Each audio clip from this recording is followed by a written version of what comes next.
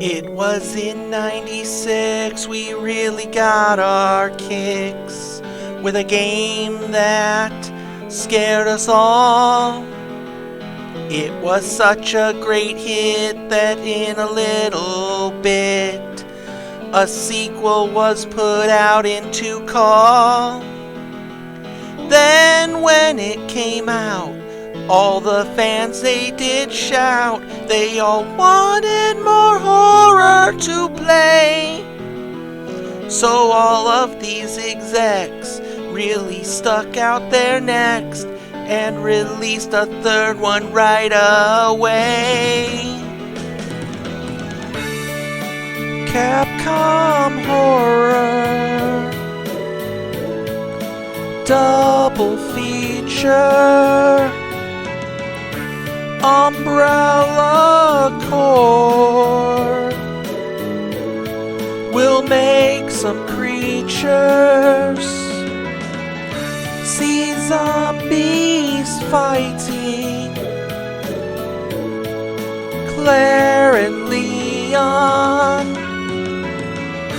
fleeing the city. They both agree on what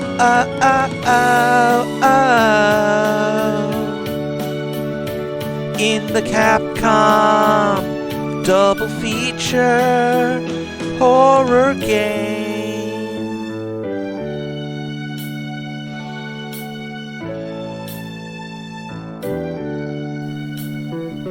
They knew Resident Evil was truly unreal, successful for a number of years.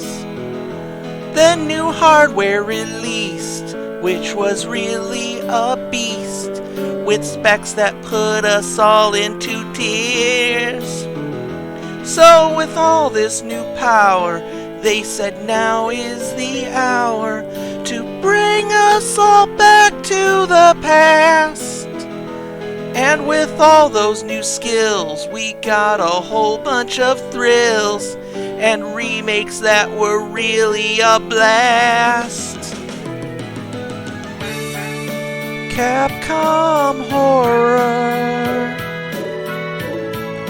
Double Feature Umbrella Corps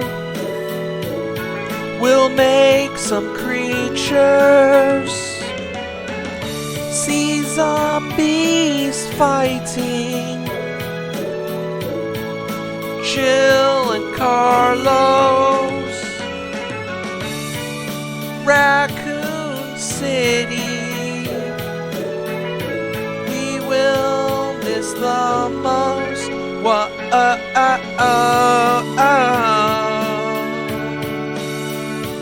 In the Capcom Double Feature horror game, I wanna play.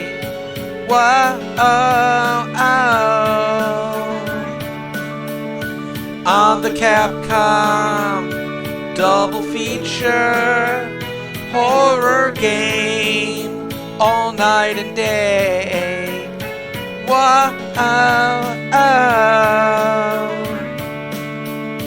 It's the Capcom Double Feature horror game on Halloween.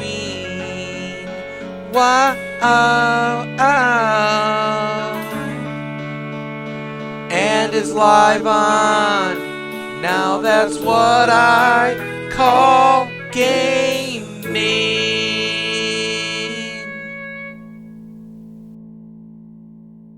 Happy Halloween and welcome to another episode of Now That's What I Call Gaming. If you're new to the channel, make sure to smash that subscribe button and ring that notification bell. That way you don't miss a second of any of my great gaming or model building content.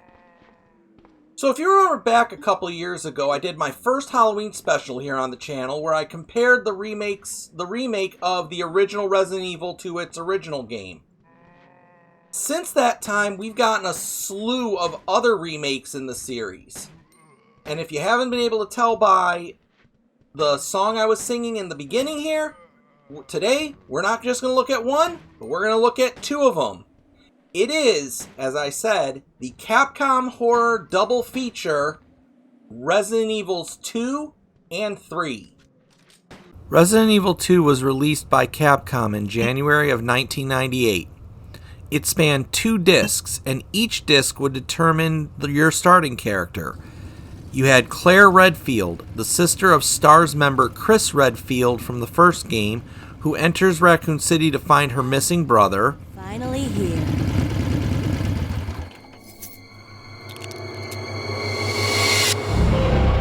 And Leon Kennedy, a rookie cop on his first day on the job. What have we got here? Both of them enter Raccoon City to find it overrun with zombies and other assorted monsters. And now, they have to survive it. We can't stay out here. Head to the police station. It'll be a lot safer.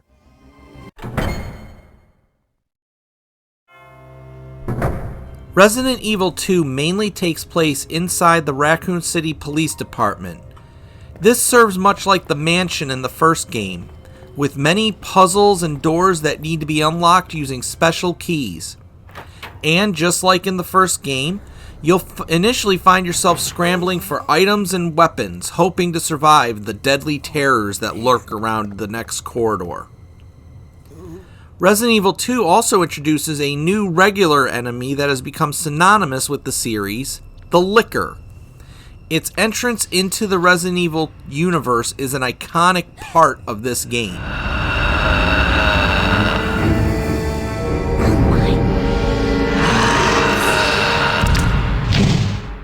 The Licker makes traversal through some areas more difficult, as it is fast, has a long-range tongue attack, and it takes more bullets to put down than the standard zombie. In essence, it's kind of like the hunters in the first game. The big innovation in this game is, unlike Resident Evil 1, where each character basically hit all the same story points in their quest to escape and survive, Resident Evil 2 introduced the zapping system. This game treats each character as having their events unfold at the same time as the other character. So, when you choose someone to start with, you'll play through their A scenario, and then to get the full story, you'll play through the other character's B scenario. This not only shows the events of the game from that other character's point of view, but it also adds new elements to it. For example, the character in the B scenario gets to be terrorized by the hulking Mr. X, a tyrant variant sent to Raccoon City to recover the new G virus. This gives you much more playability for your gaming dollar.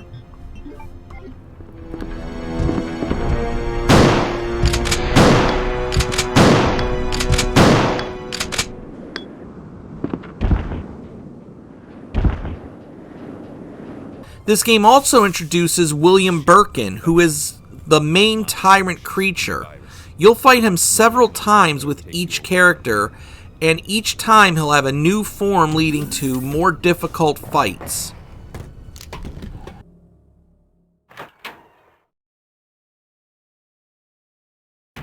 Going into the history of this game would be a video in its own right, so let's just talk about the game itself. Visually, you're getting a lot more than you did in Resident Evil 1. The character models have more detail to them, the environments are more vivid, and, for the first time, your character will visually show their condition as you take damage. This can be a huge help, as in Resident Evil 1, you would never know without going into the menu if you were in fine or in danger, and that could cost you at a critical moment. Here, you can tell just by looking at your character and plan accordingly. Voice acting is also way better in this game. There's no real corny lines here, no Jill Sandwich moments, and you can really tell the voice actors are totally engaged in this project. Lines flow naturally, like you could see these conversations happening exactly as they would if this were really happening. Chris, Jill, Barry. Every last STARS team member has disappeared. We should have listened to them. The music is also much improved. Resident Evil 1's music, while good, could sometimes seem out of place and hit you really hard when you'd rather it be quiet. This music is atmospheric, not overbearing, and it just fits perfectly within each environment.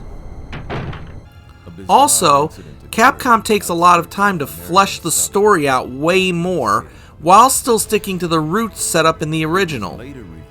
Basically, after the mansion incident, Umbrella continued to do their experiments, using corrupt city officials like Chief Irons to cover up investigations into their activities. The STARS have since left town because they've been pariahs and called liars because nobody believes them. And once again, an accident does occur. While trying to recover the new G-Virus, Umbrella's soldiers mortally wound William Birkin, who injects himself with his creation to take revenge. Throughout his rampage, he accidentally releases the T-Virus, which is carried by rats into the city, causing everyone inside to become infected. Fire! Fire! Son of a...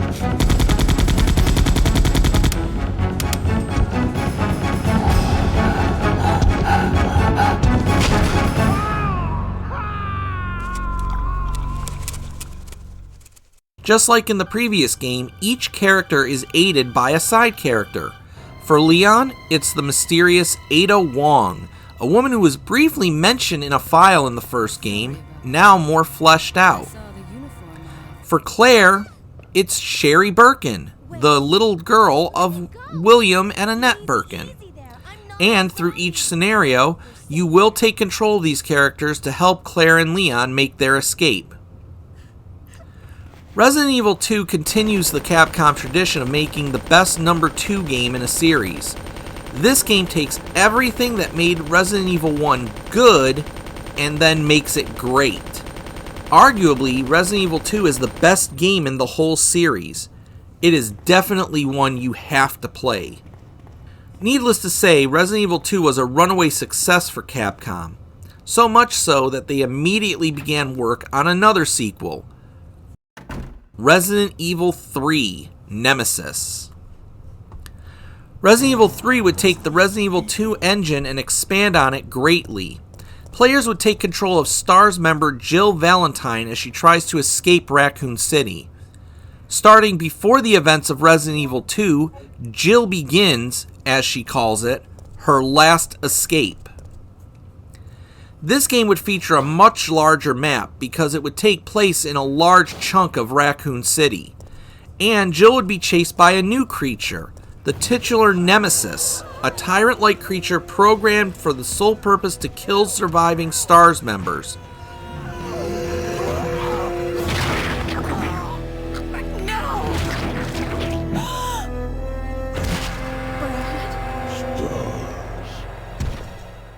Because of these facts, Resident Evil 3 would be a bit different than the previous titles. For one thing, players would be spending less time in a single area, as this story would drive players all over the city. So you wouldn't have to juggle key management and key items as much as you used to in prior games. And when Nemesis comes calling, you're going to run from one area to the next to try to get away. It still does keep some of the puzzling aspects of the first two, and you do get to go into the Raccoon City Police Department briefly, but in terms of feel, this game tends to lean more towards the action side of things. From a narrative perspective, this would make sense. Resident Evil 1 and 2 features characters that haven't yet experienced the T-Virus or the creatures that it creates. So they're a little more timid, scared, and fearful of what's around the corner. But in Resident Evil 3, we take control of Jill, who did survive the mansion and has experience dealing with this umbrella nightmare. So although she's not exactly fearless, she does know how to handle herself here. So to counter this and to prevent Resident Evil from feeling like a full action game, the developers took some interesting steps. Sometimes you're going to enter an area and you'll have Nemesis snarl and run at you without notice. Other times, you'll enter a room to get a slight musical cue, which will have you nervously looking to see what situation you're in. Are you in a narrow hallway with very little ammo on hand? Or do you have enough room to run and maneuver around Nemesis when he shows up? Capcom released Resident Evil 3 1 year after Resident Evil 2 in 1999, and it was another hit. The fact that it basically used the same engine as Resident Evil 2 didn't faze anybody. People just picked up this game and jumped right back into the world of survival horror. Narratively, Resident Evil 3 would become the pivot point of the entire franchise. By the end of this game, Raccoon City is completely wiped off the map to wipe out the virus, and Jill's resolve to end Umbrella is stronger than ever. She also meets with a fellow survivor, Carlos Oliveira, a member of Umbrella's Biohazard Countermeasure Service. And since she escapes the city with him, it becomes clear there's another fighter in the battle against Umbrella. Umbrella's going down. It's hard to say much about this game compared to Resident Evil 2. The visuals really push the PS1 to its limits. The voice acting is just as stellar and on point. And the fact that they could get up to 9 zombies on screen at one time really adds to the tension and the difficulty. You also have the Nemesis chasing you through several different areas, meaning nowhere is totally safe. And you even got an active choice system. Several times, in fact, throughout the game, you'll be forced to make a choice, most times involving the Nemesis. Usually, it's either to fight or to run. And each choice you make leads to different results, with one choice towards the end of the game outright affecting which ending you see. And yes, this game does have multiple endings, but the different branching pathways also lead to a high replay value for this game as well. I cannot stress it enough, but just like Resident Evil 2, you just have to play Resident Evil 3. Now, as time went on and new consoles started coming out, fans were already clamoring, even back then, for remakes of Resident Evil 2. And when Nintendo, it was so hyped up that when Nintendo announced that they were remaking the original Resident Evil for the GameCube, there was a ton of excitement because everyone thought, oh great, we're going to finally get a remake of 1, 2, 3, they're going to all be on the GameCube, we're going to have a lot of fun. And that's not what happened, sadly. Resident Evil 1 did get a remake, which we took a look at a couple years ago, and we got Resident Evil 0. But unfortunately on the GameCube, 2, 3, and Code Veronica were just direct ports. So even though you could get all of them on the same system, it just wasn't what people wanted. We were very hopeful that we were going to get a remake, and we were extremely disappointed. Well, oftentimes, disappointment leads to innovation. And there was a group of diehard fans that took it upon themselves to say, well, if Capcom's not going to give us a remake, we're going to make a remake of Resident Evil 2. And they dubbed this Resident Evil 2 Rebirth. Now, this group actually got far enough along in their remake to release an actual trailer for this game on YouTube in 2015. But shortly after that trailer dropped, they got the dreaded call from Capcom saying to stop working on it.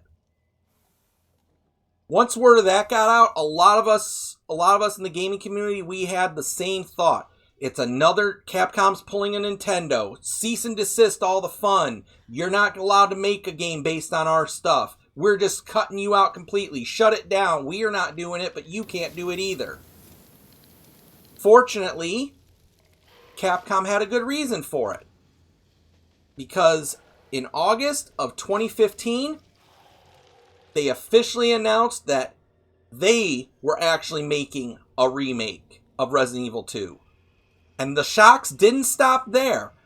After that announcement, they saw the hype for Resident Evil 2's remake, they decided, why not just throw in Resident Evil 3 as a remake as well? And sure enough, we got 2 great Resident Evil remakes in a short time frame. So in 2019, Resident Evil 2 Remake was released. And holy crap, what a difference it is. Just like the first remake, Resident Evil 2 Remake was atmospheric with deeply dark hallways lit only by the light of your flashlight, zombies that could come from anywhere and seemingly took an insane number of bullets, and new strategies to deal with the classic creatures we remember from the first one.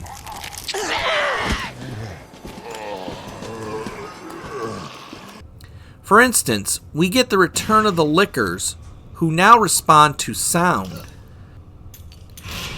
So running through a room with a Licker is basically like ringing the dinner bell, meaning you may find yourself just lightly walking so you avoid them. Also, unlike the original, you can't count on getting out of a sticky situation just by running up to a door and spamming the open button. Yep, zombies can now chase you through rooms. And not just zombies.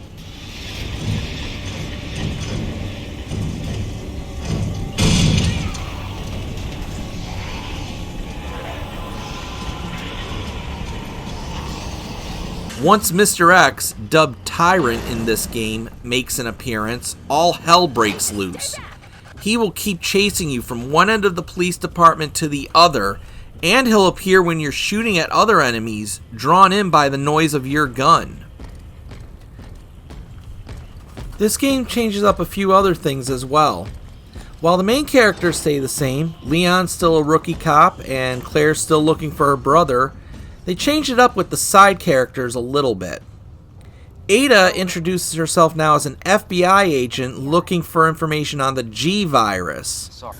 Chief Irons kidnaps Sherry and takes her to an orphanage, which leads us to a whole new level. Let me go! I'll get you, you fucker! Marvin Branagh makes multiple appearances, and you see him slowly start succumbing to the T virus. No matter who they were, you can't hesitate. Take them out if you can. Or you run.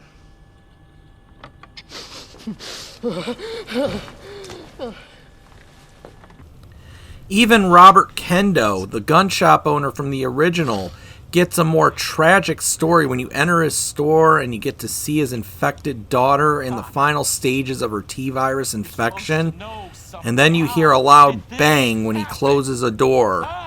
It gives you an emotional gut punch because you can see exactly what happened in your mind, especially if you're a parent.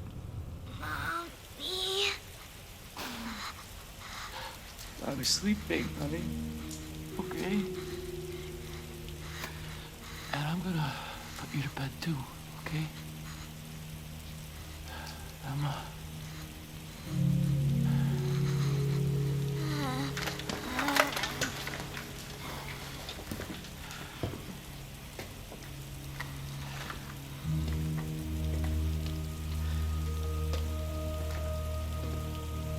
Just go. Just give us some privacy.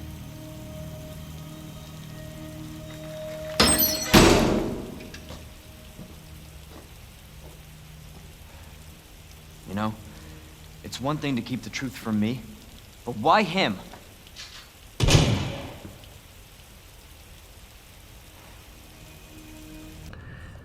Visually, this game plays like any number of over-the-shoulder shooters, albeit with zombies and monsters instead of normal soldiers. This means you can pick where you hit your target, and maybe you can take down an enemy before they even become a problem. But as I said before, even the lowest zombie can become a bullet sponge, and when they gang up on you in a room with a licker or a tyrant on the prowl, that tension ramps up exponentially. Just like any other Resident Evil game, this game has its fair share of puzzles that are on point with the original as well, plus it adds several new ones to the mix. For example, these lockboxes are so much fun to figure out, and it adds an added layer of depth to your gameplay.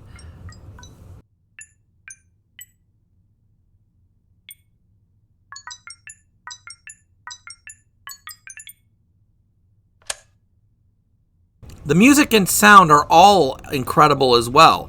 Even if you just use the standard music instead of the classic tunes, which is an option you can do, you get the type of music you'd expect for a game like this. Dark, brooding, even scary. What the hell was that? Oh my god, this is getting worse.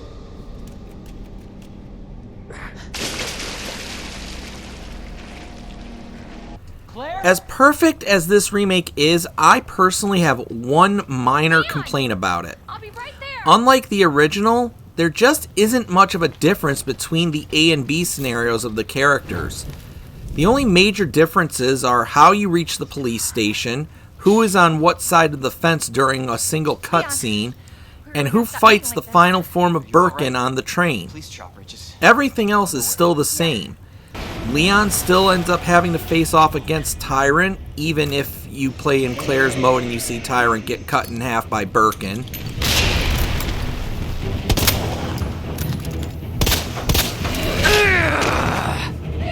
And Sherry will always get infected and have to be given the vaccine no matter what. It just doesn't seem to offer as much variety as the original did. This really comes to a head with Ada's character. In the original, in Leon's B scenario, her death comes when she's thrown into a machine that causes the self-destruct system to begin.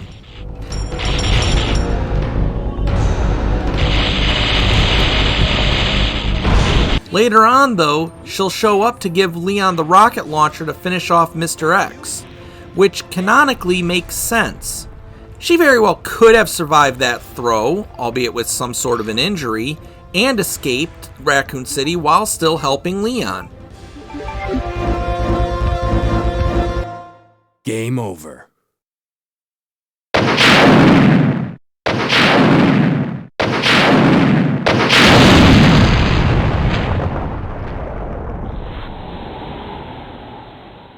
But here, no matter what scenario you pick, Ada will always fall from the bridge, which we can clearly see later is a very long way down.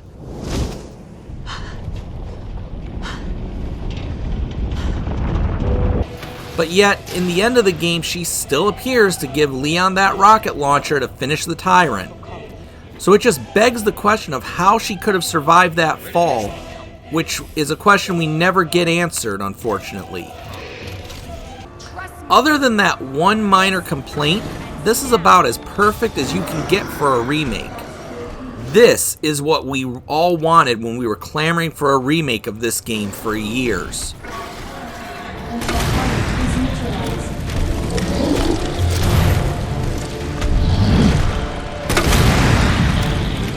Oh, but the fun didn't stop there, though. Just like with the original, a year after this remake was released, we were graced with Resident Evil 3 Remake. And it pulls the same sort of magic as Resident Evil 2's did. Everything I said about the visuals, the puzzles, the music, sound, voice acting, everything that I said about Resident Evil 2's remake follows through here as well.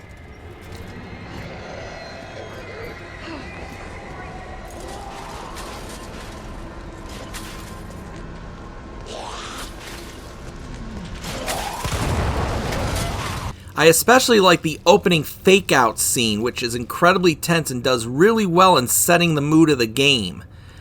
Especially if you're coming into this playing the more modern Resident Evils with the first-person camera.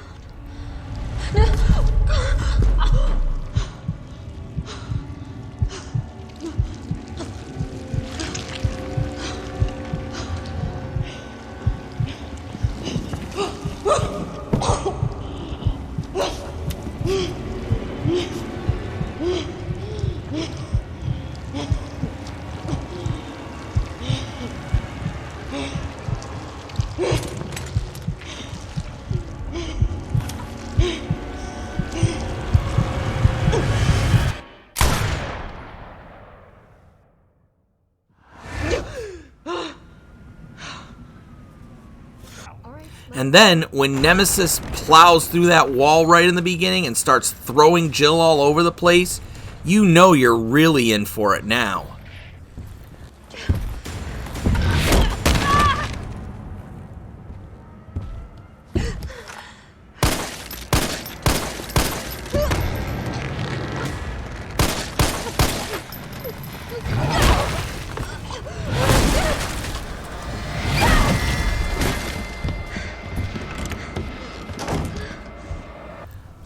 Then once you get out on the street, we see a Raccoon City in the final throes of the T-virus outbreak.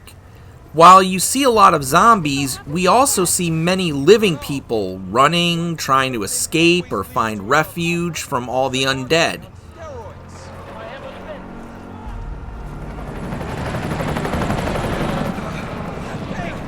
Hey, wait!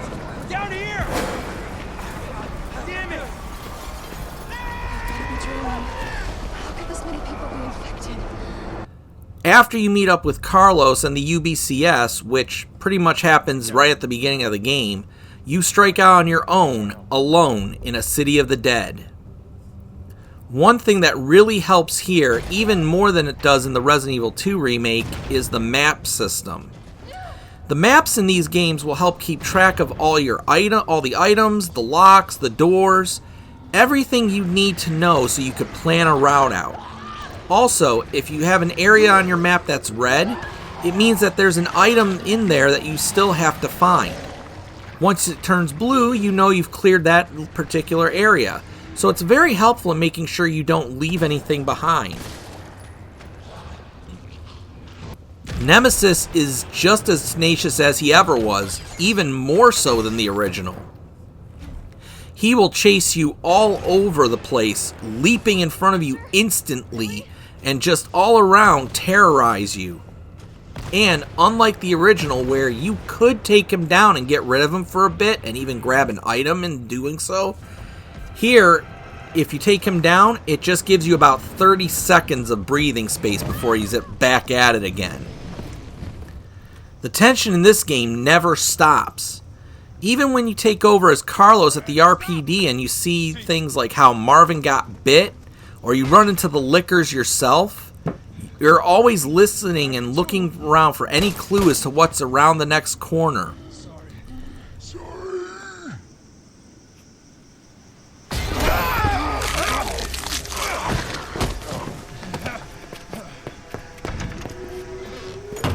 Then when you get into the hospital and you start running into the hunters, they're just as terrifying as Nemesis. Fast, armored, and super strong.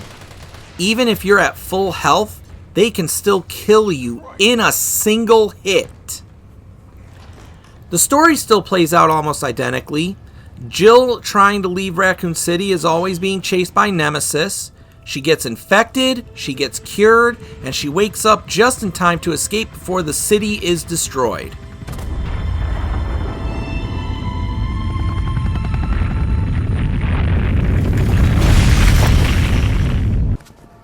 Why'd you do it?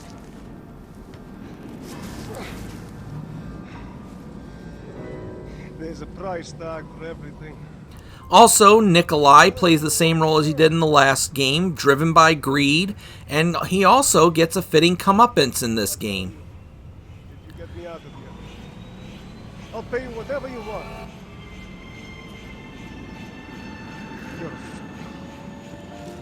You're a fool! Lots of people complain about the lack of the clock tower level and the lack of the graveyard scene with the gravedigger enemy. I'll say this, to me those are minor complaints at best. For one, I don't miss them at all. You still do fight Nemesis at the clock tower, even if you never set foot inside it. And as for the gravedigger, well, frankly to me he just seemed kind of tossed into the original game anyway as a substitution for the alligator enemy you find in 2 or the yawn enemy you fight in 1. Interesting side note with the alligator and the gravedigger, their deaths kind of follow the Jaws movies a little bit. In Resident Evil 2, the alligator is killed by shooting an oxygen tank that's in its mouth, just like the shark in the first Jaws movie. Where you son of a...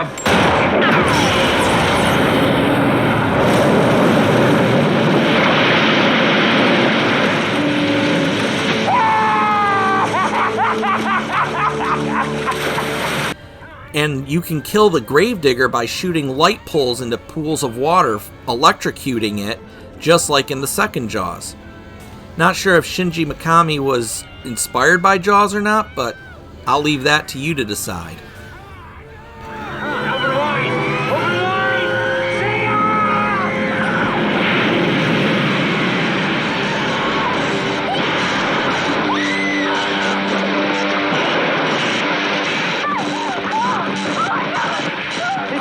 Resident Evil 3 Remake is just as incredible as its predecessor. I just can't praise these games enough. They do exactly what a good remake should do and what this series is trying to demonstrate as a whole.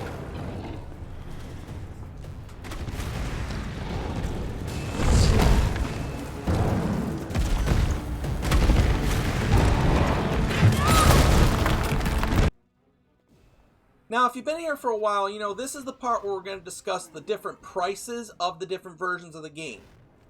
I'm going to be changing it up a little bit here.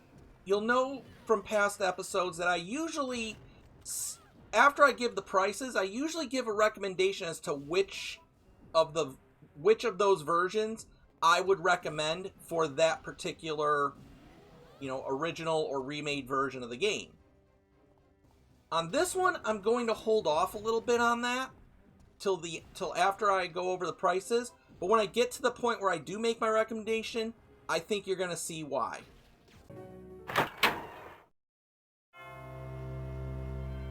The original Resident Evil 2 varies widely in price. A used copy on the PS1 will run you almost $29. And sadly, that's the cheapest cost for the original version. The N64 version, which is an amazing port worth discussing in its own video, comes in second at $35. The other two versions on the GameCube and the Dreamcast will both run you really close to the $100 range, and that's if you even have a system to play them on. Unfortunately, at this time, it is not available for the PC.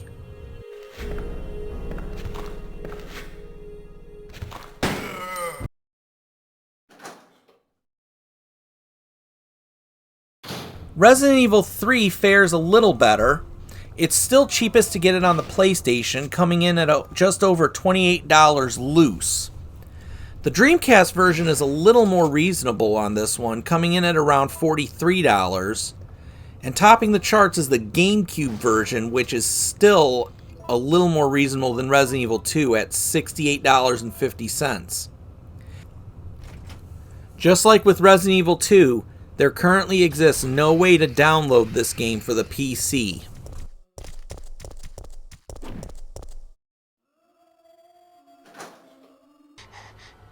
You need help. Why? For the remakes, things are a lot better. Resident Evil 2's remake, depending on your console, you can pick it up for about $10 on the Xbox One or $12 on the PlayStation 4. And since the PlayStation 5 and the Xbox Series consoles are backwards compatible with that generation, they will work on those systems as well, meaning you can take advantage of the faster load times those systems offer. It's also available on the PC for $10 as well through Steam.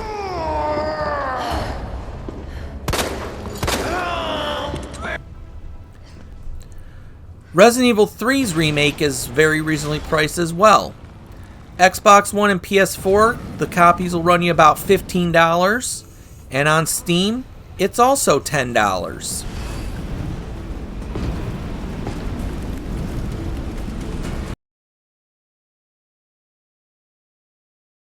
So which versions of these games do I recommend?